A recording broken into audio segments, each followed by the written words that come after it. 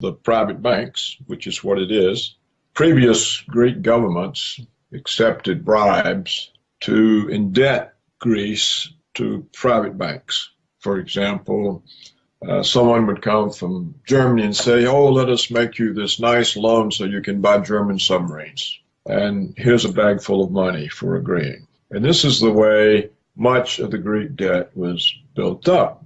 Now, normally in the past, when people find they have excessive debt or governments have excessive debt that they can't service, the debt is written down to an amount that can be serviced. For example, when Mexico couldn't pay in the 1980s, the debt was written down. The U.S. government came up with Brady bonds, which was a way of writing down the debt. But now that looting is completely unleashed, the rule is that if the government can't pay, the Greek people have to pay. And the way they have to pay is to accept cuts in their public pensions, cuts in employment, lower wages, cuts in social services, and they have to sell off their municipal water companies, their ports, the state lottery, their protected national islands. And all of this money then is used to pay the private bankers that lent the Greek government's money that did not really benefit the Greek people very much, but benefited the foreign recipients of the loans, such as the purchase of German submarines. So this is a looting process. It's the way that the colonialists looted the colonies in Africa and Asia. And now what we see is the West is looting itself. It looted Ireland. It tried to loot Iceland, but failed. But now it's looted Greece. Italy and Spain are on the list. Portugal has been looted. And this all happens because the people accept it. And even when they protest, they don't go far enough. For example, when the Greek people elected barely by some very small amount, a government that promised to resist this looting, the Greek people didn't give that government enough of a vote that it had any real clout dealing with the European central banks, Germany, and the private banks. Furthermore, the polls showed that the Greek people wanted to remain in the EU and to retain the euro. Well, that then took all negotiating power away from the government they had elected, and so the government was powerless. So we have here a situation where the Greek people don't even understand what they have to do to save themselves and to be independent. They're so brainwashed into accepting EU domination, which means you have no national sovereignty. If you're a member of the EU and you use the euro, you have no national sovereignty. You have no financial independence. Let's tackle these issues. What do you make of the actions of the supposedly left-wing Syriza government in Greece, particularly its actions following the referendum of last July? Well, it's powerless, and it's powerless because of the Greek people. If they had elected that government with, say, 60, 70% of the vote, it would have had a lot of clout dealing with Greece's creditors. Or if the people had said right off the bat up front that, look, let's get out of this EU organization, which sets us up to be looted. We don't want to be in that. We don't want the euro. We want our national sovereignty back. You don't have national sovereignty if you don't have your own central bank that can create money to lend to the government. And they didn't do any of that. And so the government is powerless. It can't do anything. It's subject to blackmail, and it collapsed. The current Greek government is continuing the actions of its predecessors and moving forward with the wholesale privatization of key public assets, including major airports and harbors. You have written a lot about privatization and how it is used as a strategy to destabilize or weaken countries, as in the case of Russia, for example. How are privatizations used as a weapon, and what is their impact on struggling economies? Well, when a national resource is privatized, the revenues from that resource pass outside the hands of the government to private parties. So it depletes the government of revenues. For example, if the Greek National Lottery is privatized, then those profits from the lottery go to the private owners. They're no longer feeding into the government's budget. Now, if these private owners are foreigners, as will be the case for almost all of the Greek privatizations, the revenues not only leave the government budget, they leave the country. And so privatization is a way of diverting Greek revenue sources into foreign private hands. To agree to this is to accept being a colony, essentially a slave state, which is what Greece now is. It's a slave state of the Northern European banks. We are speaking with author, columnist, and former Assistant Secretary of the United States Treasury, Paul Craig Roberts, here on Dialogos Radio. And Dr. Roberts, we hear a lot about Greece's debt. In your view, is Greece's debt sustainable or even legitimate? And how do the IMF and the Western powers use debt as a means to loot these countries? Governments get in debt, often with bribes, false promises.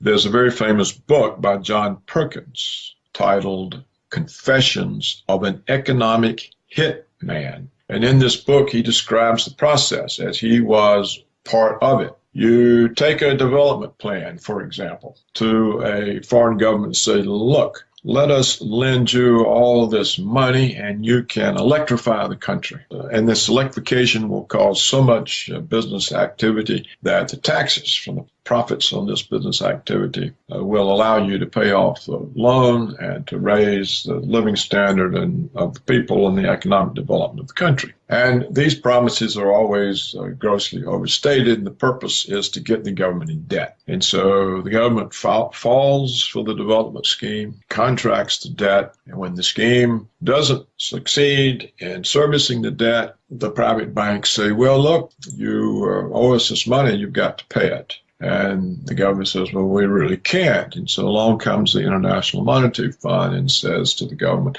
look, we'll protect your credit rating by lending you the money to pay off the private banks. This is often described as aid, but of course it's not aid. It's simply the International Monetary Fund taking over the private debts and leaving the government indebted to the IMF. And then the IMF says, oh, well, now you have to have these austerity programs, such as the ones imposed on Greece, so that you can pay us back.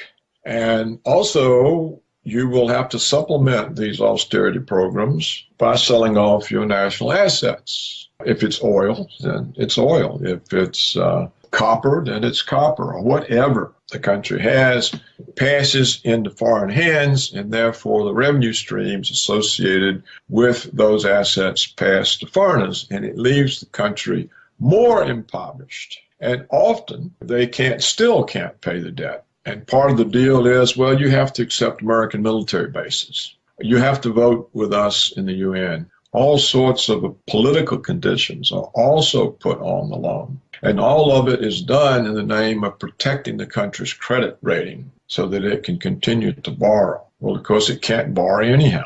It's already over its head in debt. And yet government after government continues to fall for this or are bribed into it. And as John Perkins points out in his book, Confessions of an Economic Hitman, if it so happens that a government has a leader that can't be bought off with bribes, Washington overthrows them or assassinates him. And it's entirely possible that the Greek government face this type of threat. You mentioned your belief that Greece, and in particular the Greek people, should demand an exit from the Eurozone and the European Union. In your view, would Greece have any chance of recovery remaining within the framework of the Eurozone and the European Union, as the Greek government and economists like Yanis Varoufakis have insisted? By remaining in the EU and using the euro, there is no prospect whatsoever of Greece recovering. In fact, they have given up so much now, they probably could never recover, even if they left the EU.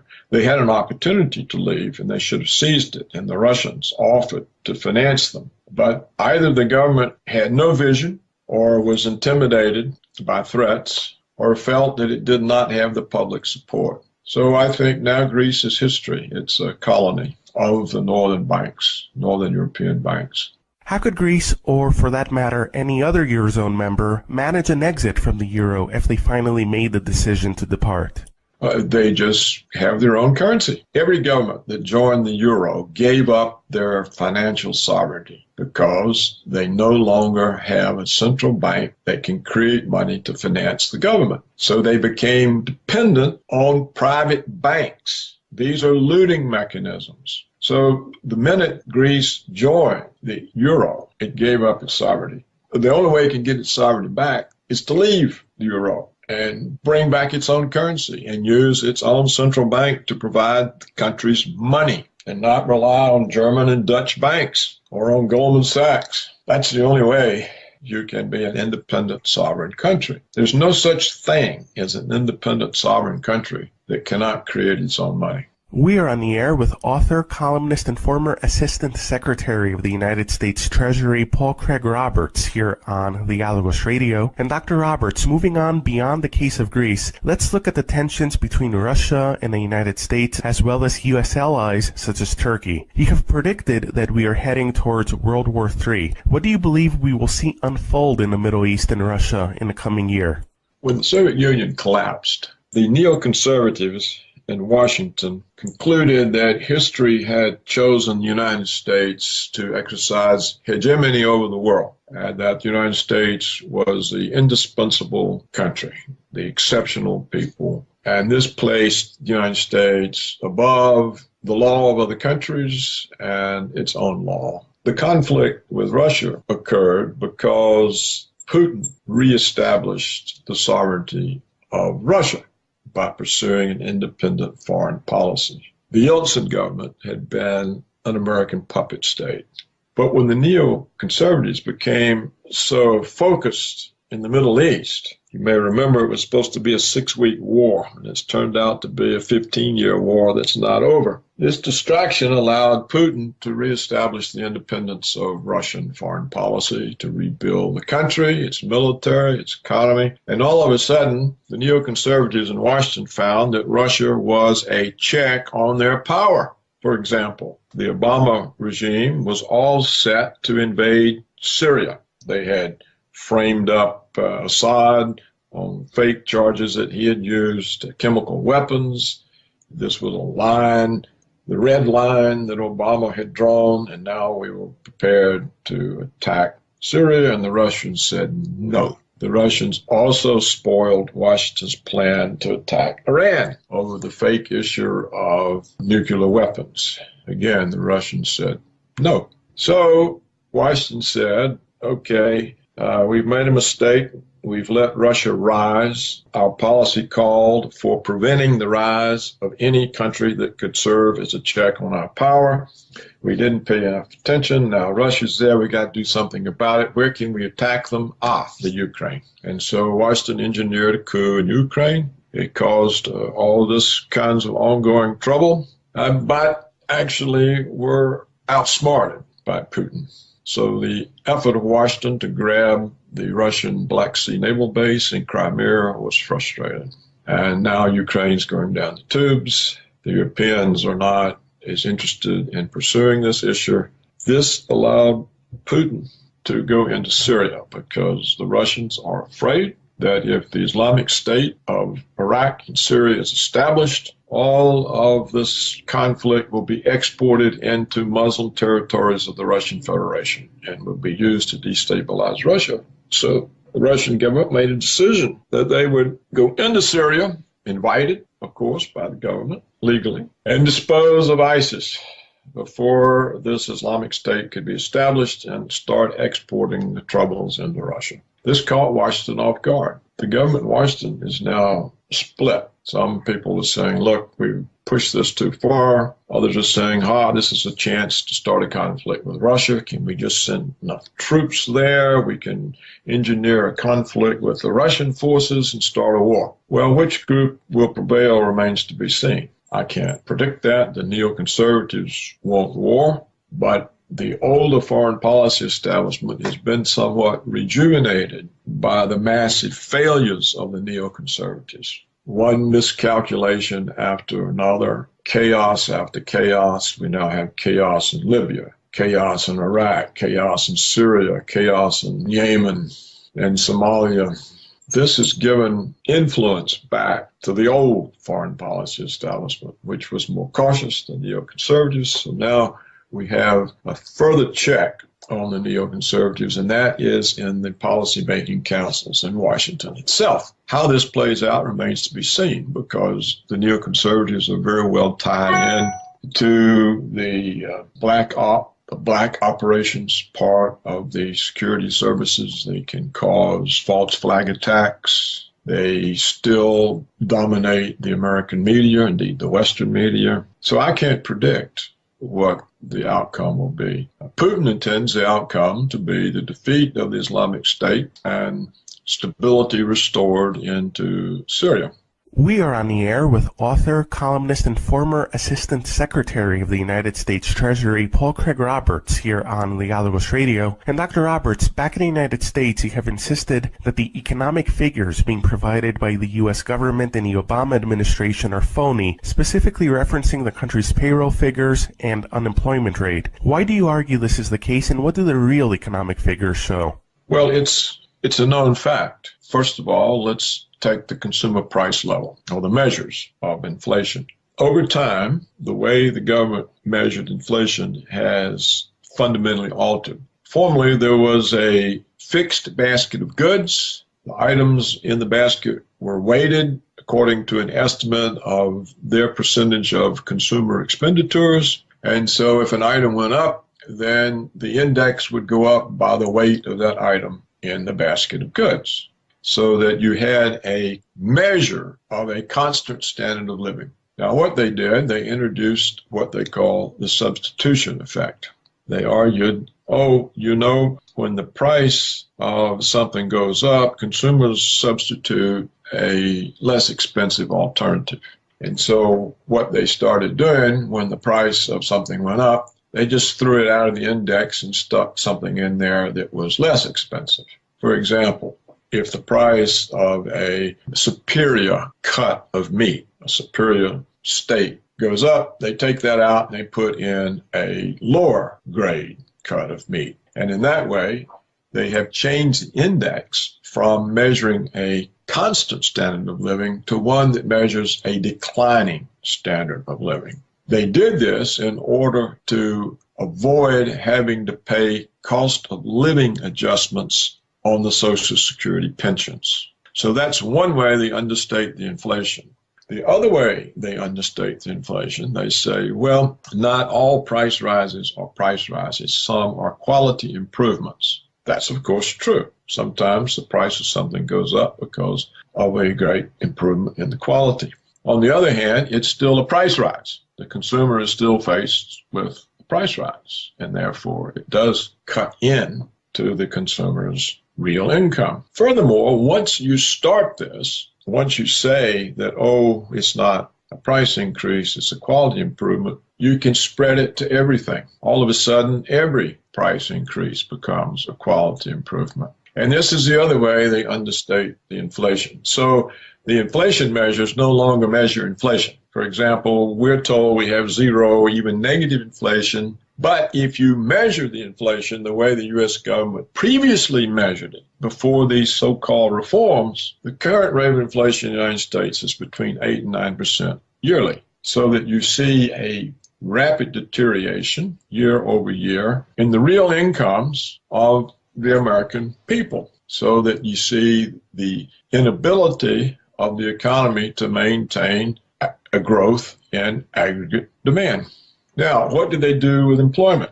Oh, and by the way, if you understate the measure of inflation, when you adjust the nominal gross domestic product for inflation, you can produce real growth simply because you undercount inflation. So inflation becomes a source of real growth. And that is how they show that the economy is growing 2 or 3%. It's really growing not at all. It actually probably is declining. It probably has been since the downturn in December of 2007. Now, how do they measure employment? Again, we have, according to the government, now a 4.9% rate of unemployment. This rate of unemployment does not count any discouraged workers.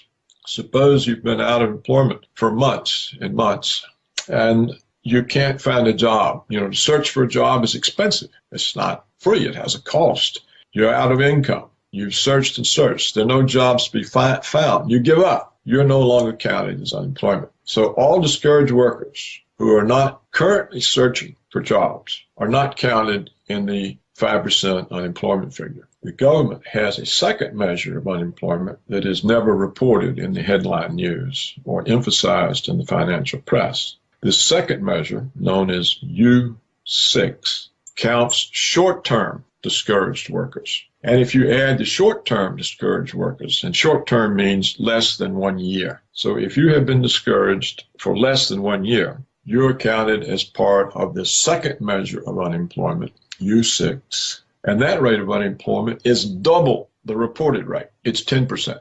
Now, if you add in the long-term discouraged workers, which no longer does any government measure include those, but if you add in the long-term discouraged workers, the current rate of unemployment in the United States right now is 23%. This is a multiple of the headline reported number of 5% or 4.9%. How do we know this? We know this because John Williams of shadowstats.com continues to measure long-term unemployment according to the methodology that the U.S. government used to measure it before it abandoned it. And so those are the ways that they create the image of economic success when really there is serious economic deterioration. We can see other signs of this economic deterioration. For example, recently, the Federal Reserve itself reported that 50%, that is one half, of all Americans who were 25 years old currently live at home with their parents. Now, a 25-year-old person is a person who would normally be in the workforce living an independent existence, but they can't find jobs sufficient in pay to support an independent existence. So that we now have the youth of America, half of the youth. This includes university-educated people who cannot establish independent households, which means they can't get married, they can't take a mortgage and buy a home, they can't buy home furnishings and appliances. They have to live at home in their childhood rooms. So that also is inconsistent with a 4.9% unemployment rate. Also inconsistent is the decline in the labor force participation rate. It has been plummeting ever since the so-called recovery. Now, as every economist knows, when you have an economic recovery, the labor force participation rate rises because more people enter the labor force looking for the good jobs. So it's literally impossible to have an economic recovery when the participation in the labor force is declining. And yet that's what the data shows. It shows the labor force participation rate. For example, in 2006, it was 66 or 67%. Now it's something like 62.7%. So this is the first alleged economic recovery in history in which the participation of the labor force is declining. Now, with the presidential election coming up in the United States, what do you make of the candidates that are out there? And do you believe any of them offer any hope for a change of political, economic, or foreign policy direction? No, not really. Two of the candidates have the possible potential of that. For example, this Bernie Sanders, the Democrat, he's different. He's not exactly a member of the establishment. I think he realizes there are a lot of problems, and I think he's more inclined to represent the people than the powerful economic interest groups. On the Republican side, this character, Donald Trump, is also very different. He's not a member of the political establishment either. And people like him because when he says outrageous things, he doesn't apologize. He comes across as strong and forceful and against Washington. And so he's popular.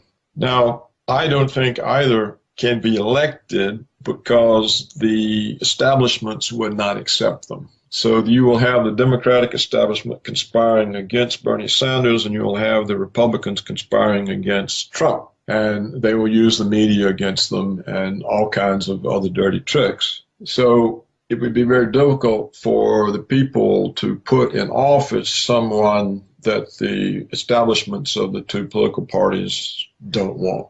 Even if they were to be elected, I don't think they could change anything. And the reason is that neither is the product of a movement. There's not a movement behind Trump or a movement behind Bernie Sanders. There's not a body of people that either knows to draw on to staff the government to bring about the change. If, for example, Trump represented a movement that had been going on for years, and he was aware of policy, and he knew what needed to be done, and he knew the people that he could appoint that would do that, and he was able to get the Senate to confirm them in office, then you could have some change. And the same for Sanders. If he had a movement behind him, knew who he could trust to implement the policies, but neither of them have this. And so when they get there, who do they appoint? I mean, the government is not run by presidents. It's run by several hundred assistant secretaries. And they have nominal bosses called cabinet secretaries. Who are these people? Where would they come from? Trump doesn't know. Bernie Sanders doesn't know.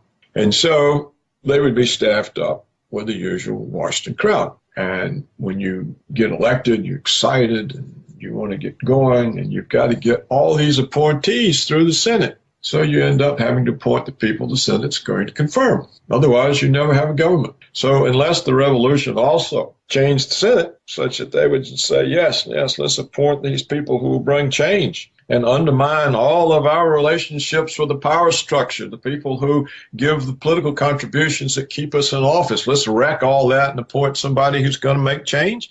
That's not going to happen. And so, as far as I'm concerned, it's impossible for democracy in the United States to bring any change because there's really not any democracy. There's an oligarchy. The United States is governed by Wall Street and the big banks, by the military security complex, the Pentagon, the intelligence agencies, the deep state, the black ops part, by the Israel lobby, by the extractive industries, which is oil, timber, mining, and by agribusiness. These are the powerful interest groups that provide the campaign contributions that elect the House, the Senate, and the President. Recently, scholars produced a study in which they concluded that the American people had zero input into the policies of the United States government. And that is actually the fact. So for change to come to United States politics, I think it will come from failure and collapse. It will come from outside the system. It'll come from the system's failures, from a deep and long-lasting depression, from a massive military defeat or a massive foreign policy failure that cannot be disguised, such as the neoconservatives may be creating for themselves with the conflict that they are trying to bring to Russia and China. The United States is not a match for an alliance between Russia and China. So this is a conflict that could cause the type of failure in Washington that would bring change. And an economic collapse can cause the sort of failure that would bring change in Washington. But it's not going to happen from domestic politics or from the rise of an indigenous leader. First of all, the deep state wouldn't permit the rise of such a leader. He would simply be assassinated, and they would blame some kook. Well, Dr. Roberts, thank you very much for joining us today on the Dialogos Radio and the Dialogos interview series, and for sharing your insights and analysis with us today. Yes, well, thank you for your interest. Referencing the country's payroll figures and unemployment rate, why do you argue this is the case, and what do the real economic figures show? Well, it's a known fact. First of all, let's take the consumer price level, or the measures of inflation.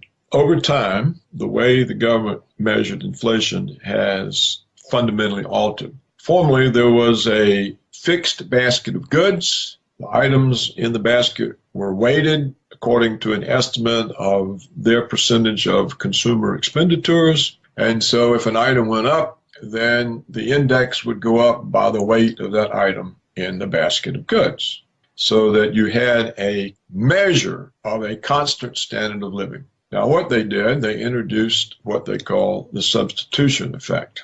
They argued, when the price of something goes up, consumers substitute a less expensive alternative. And so what they started doing when the price of something went up, they just were emphasized in the financial press. The second measure, known as U6, counts short-term discouraged workers. And if you add the short-term discouraged workers, and short-term means less than 1 year. So if you have been discouraged for less than 1 year, you're counted as part of the second measure of unemployment, U6. And that rate of unemployment is double the reported rate. It's 10%. Now, if you add in the long-term discouraged workers, which no longer does any government measure include those, but if you add in the long-term discouraged workers, the current rate of unemployment in the United States right now is 23%. This is a multiple of the headline reported number of 5% or 4.9%. How do we know this? We know this because John Williams of shadowstats.com continues to measure long-term unemployment according to the methodology that the U.S. government used to measure it before it abandoned it. And so I can't predict what the outcome will be. Putin intends the outcome to be the defeat of the Islamic State and stability restored into Syria. We are on the air with author, columnist, and former Assistant Secretary of the United States Treasury, Paul Craig Roberts, here on Legalogos Radio. And Dr. Roberts, back in the United States, you have insisted that the economic figures being provided by the U.S. government and the Obama administration are phony, specifically referencing the country's payroll figures and unemployment rate. Why do you argue this is the case, and what do the real economic figures show? Well, it's a known fact. First of all, let's take the consumer price level, or the measures of inflation. Over time, the way the government measured inflation has fundamentally altered. Formerly, there was a fixed basket of goods. The items in the basket were weighted according to an estimate of their percentage of consumer expenditures. And so if an item went up, then the index would go up by the weight of that item in the basket of goods, so that you had a measure of a constant standard of living. Now, what they did, they introduced what they call the substitution effect.